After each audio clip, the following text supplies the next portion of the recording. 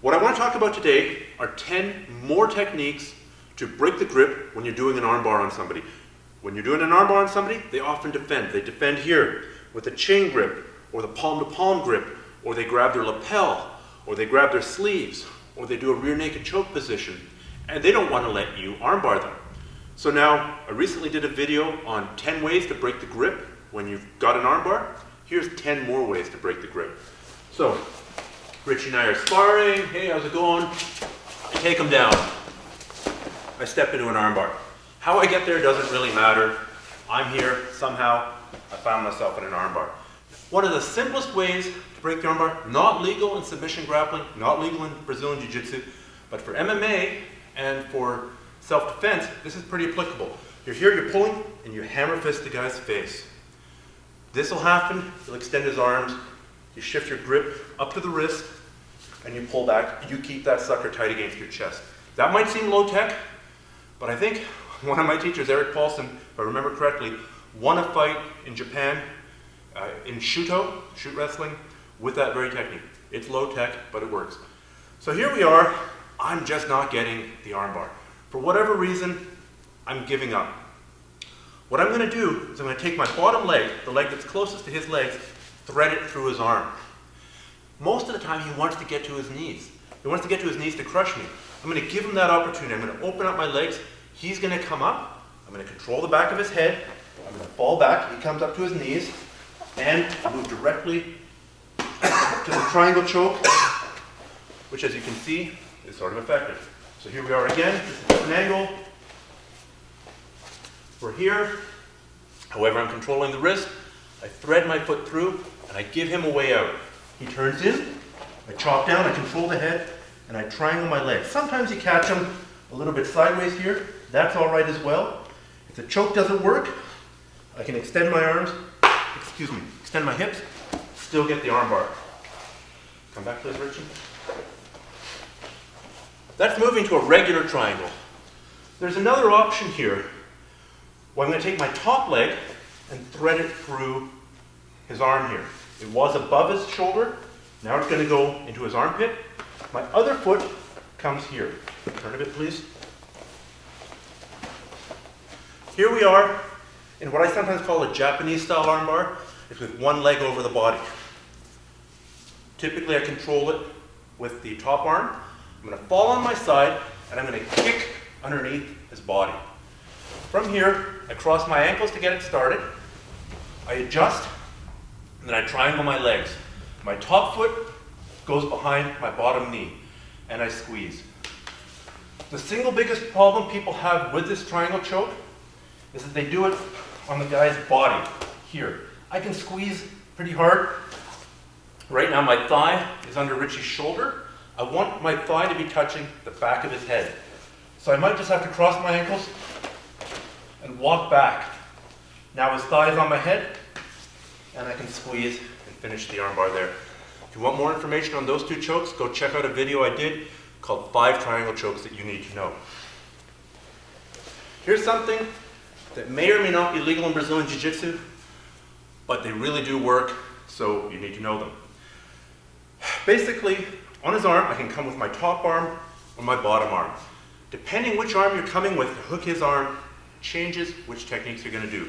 This one relies on taking the top arm and coming through his arm here. I'm going to keep his hands down towards his chest. Most of the time, he's going to be wanting to make that small space anyway, but I don't want him to lift up his hands. What I'm going to do is I'm going to bring my leg over his wrist, then I'm going to triangle my legs here. What I'm doing here with my wrist, you can see it this way. I'm going to turn it up that way to activate the choke, the bicep crush. We're here, I keep his wrist down, I cross my leg over, I triangle my leg. Sometimes I can hook underneath his head here. It's pretty painful. Now I'm going to pull back, I'm going to squeeze my legs, and really I just began to turn that hand and already started applying a bicep crush. That's a bicep crush with my legs high and my top hand hooking. You can do the opposite. You can take your bottom hand and hook through. Now, instead of bringing my bottom leg over, it's my bottom hand, so it's going to be my top leg. Once again, I keep his wrist close to his body. I typically like putting my foot on his hip here, just keeps everything under control. Then I bring my foot over and I triangle my legs on this side of his body. There's nothing controlling him, but it's hard for him to get up, and by pulling, squeezing my legs, and going like that, almost an instant tap out. Very, very painful. Now let's talk about some ways to break the grip using more of a mechanical advantage. He's pretty strong in front of his body right here, but you're less strong when your arms are up there. So one thing a lot of people do is they fall towards the head.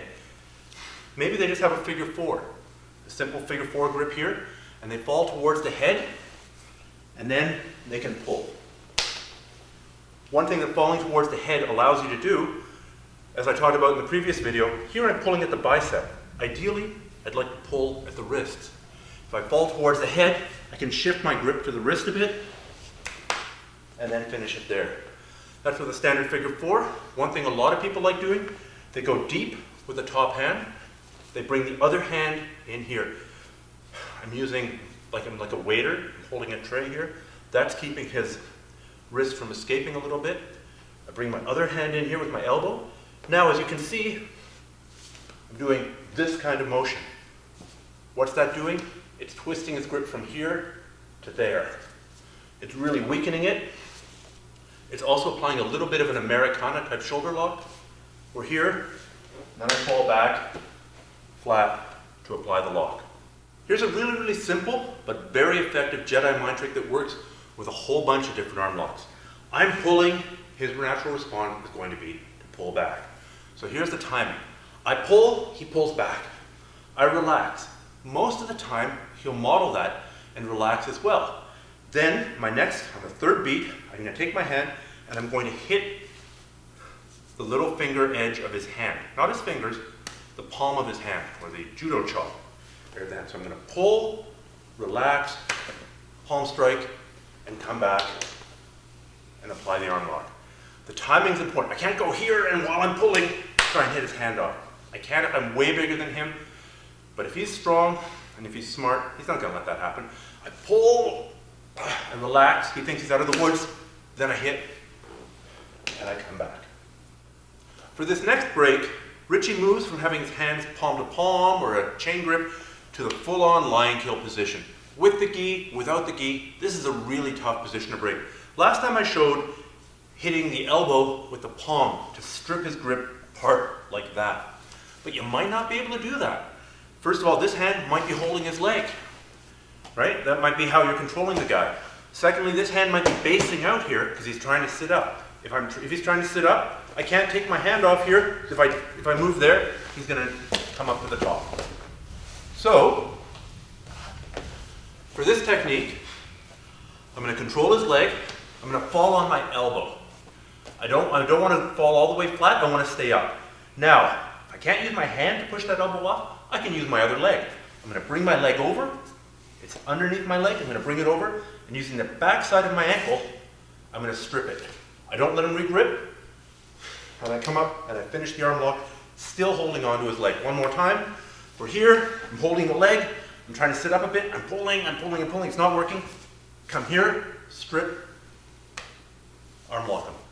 In the final recounter to this guy's counter to my arm lock, I'm going to show what happens if you can't hold on to his legs. What happens if he does get up to his knees? Maybe he rocks, maybe he walks away, he comes up. I know that this is not a good position to be in. As he's driving forward, I'm going to take my hand that's still free, the hand that's closest to his legs, and bring it between his body and my own. I'm going to bring it down here to the floor. Now, as he drives down onto me, I spin out underneath, and this is a very powerful position to armbar him from. I'm going to show that from one other angle.